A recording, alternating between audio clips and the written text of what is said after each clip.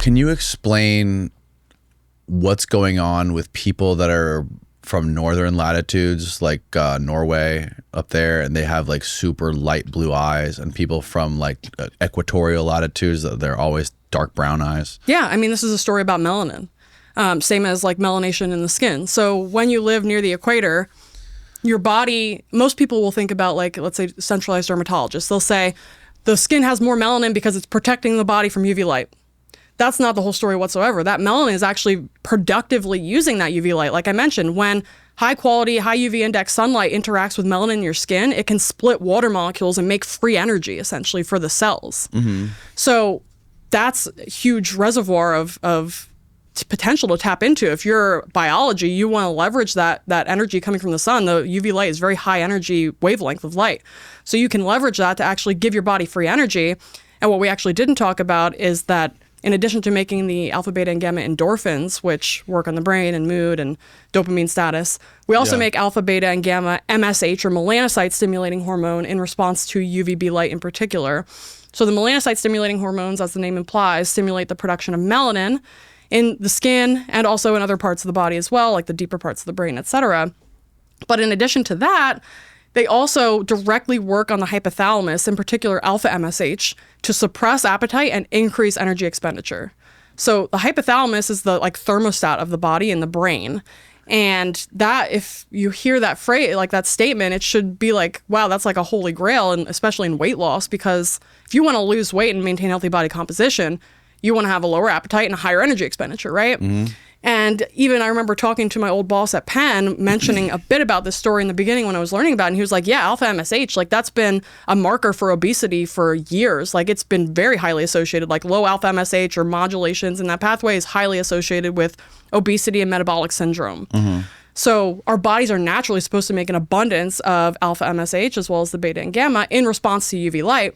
But there's been this demonization campaign that's been going on for decades about like stay out of the sun, slip, slop, the sunscreen, and wear your sunglasses. And the ophthalmologists and the dermatologists are like, you know, if you go in UV light without protection, you're a dumbass, essentially. Mm-hmm. And it just couldn't be farther from the truth, from just like a very basic, like we have the science to support it. We also have the first principles and like the ancestral perspective to view this from that says like, actually, you know, our ancestors were perfectly fine until, you know, we didn't start getting this chronic Neolithic disease until recently, like literally the 1900s. Mm-hmm. Even in the early 1900s, Jack talks about all the time, like certain cancer cases, lung cancers and other types of cancers were like so rare that, you know, people were like, you know, you'll never see this again. So the residents will come in and they'll see the surgery get done because like this is like a once in a lifetime situation. And now like 1 in 4 people or even 1 in 2 people are getting different types of cancers depending on which cancer you're talking about.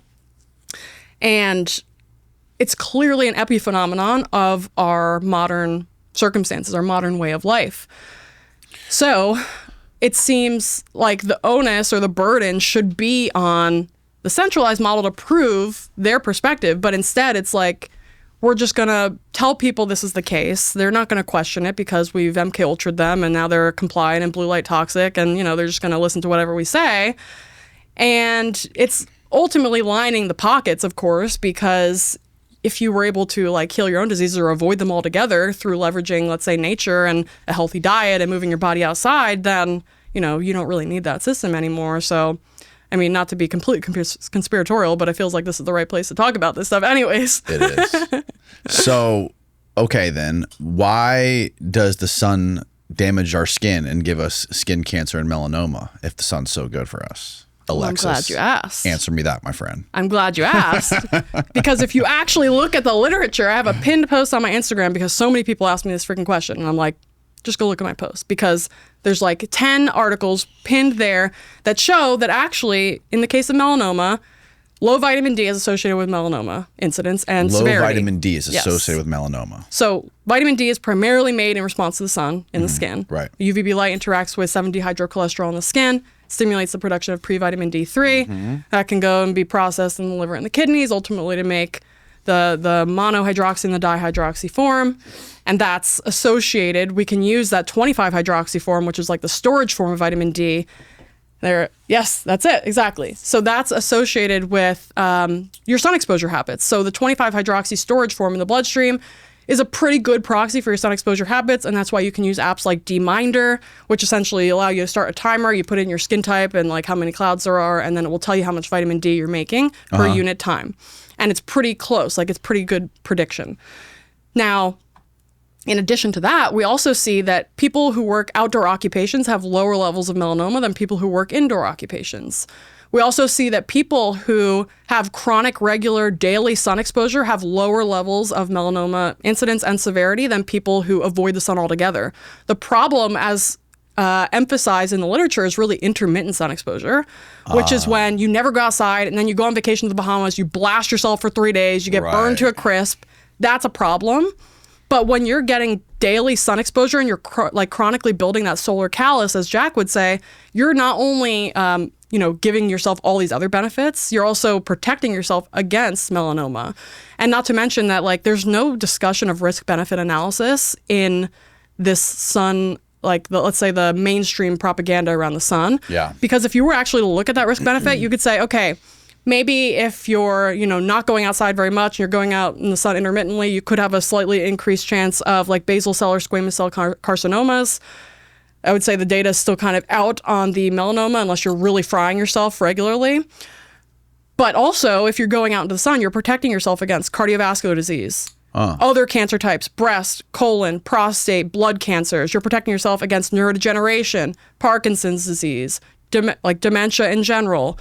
And so if we look at the whole picture, it becomes really clear, like, okay, our number one killer is essentially like cardiovascular disease and like neurodegeneration is not too far behind. Right. Those two diseases are literally like completely protected against in the context of chronic regular sun exposure. Like the rates are dramatically lower among people who engage in those practices.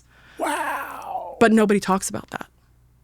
Wow. That's so crazy. I know. Okay. What you talked about something to do with sunglasses. Why are sunglasses bad for you to wear outside? Yeah, so you can think about sunglasses as being the same as sunscreen except for your eyes and brain. So UVB light is required to stimulate POMC in the skin, and that goes into the bloodstream as like the peptides we talked about.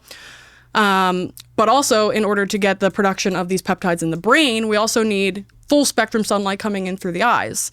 So if we're wearing sunglasses that are preferentially blocking UV light, that we're not getting that stimulus in the brain to produce POMC. And it's actually really interesting, but if you look into POMC biology, the only way to unlock all of the cleavage products is in response to UVB light on the skin and the eyes in combination.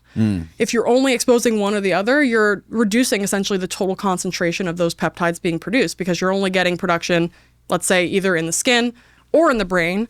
You're not getting them at the same time, and that means you're basically lowering your potential to raise the levels of these peptides because you're not engaging the whole system together. And so when it comes to like, you have a question? I was going to say, is it true that you won't get a sunburn if you don't wear sunglasses? Well, there's no centralized research on it. I hope to study that in my light lab. Self-studies? Self-experimentation? I've had dozens of people literally tell me that they stopped wearing sunglasses and going outside and they haven't burned. Wow. Even like white, like light white people going to like, very southern latitudes, not burning, and they were shocked.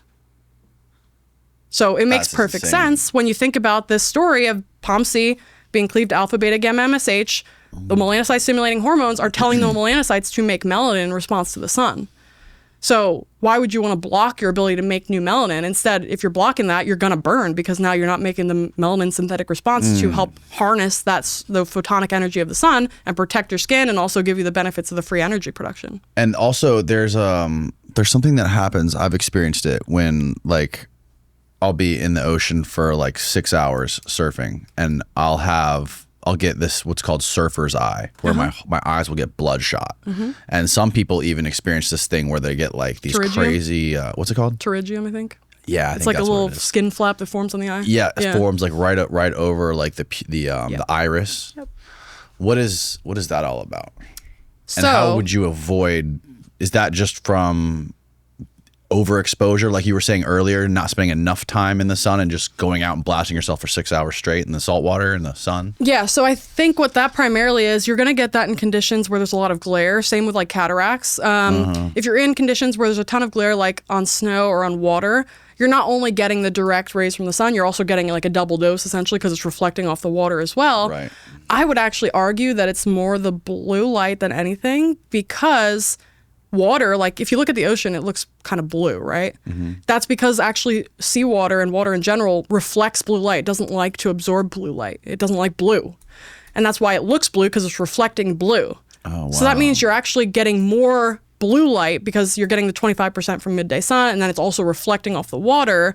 So you're getting like a double hit essentially of the blue. And blue is also a short wavelength light. It's known to be associated with cataracts, with some other conditions as well. Obviously, UV light is very short wavelength, so I'm guessing it would probably be a combination of those. So if you're not somebody who goes out regularly and your eyes necessarily aren't used to that much light, and then you're going out and surfing for hours or whatever, like I would predict, my hypothesis would be that you would be more susceptible to issues like that than somebody who's out daily getting the regular natural light in their eyes.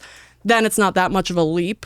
But if you're going from like indoor to surfing for multiple hours, then it makes sense that you get more bloodshot and maybe get the pterygium and other things like that. And what about people who like go fishing for like a whole day, for days on end, where they're like, not only are you surrounded by the ocean, but you're also on this white reflective boat? Yeah. So, I mean, these would be the very specific use cases for sun protection, like eye protection. So sunglasses would make sense in that case. Like, either sunglasses or even blue blockers could work in that case, because you're going to be blocking UV light, and also because the lens is going to block at least most UVB, probably most of UVA. It's going to block blue, obviously, because they're engineered to do that. So that could be a good use case, even for blue blockers, which obviously have a use in Is other there any areas, too. downside or benefit to polarized sunglasses versus regular sunglasses, or are you aware of any of that? No, I don't know. I'm not sure. I haven't looked into them because I'm like, no, sunglasses. Most people don't need them. But obviously, if you're surfing, snowboarding, or other very specific use cases, you may want to invest in some eye protection and also just build up your tolerance over time.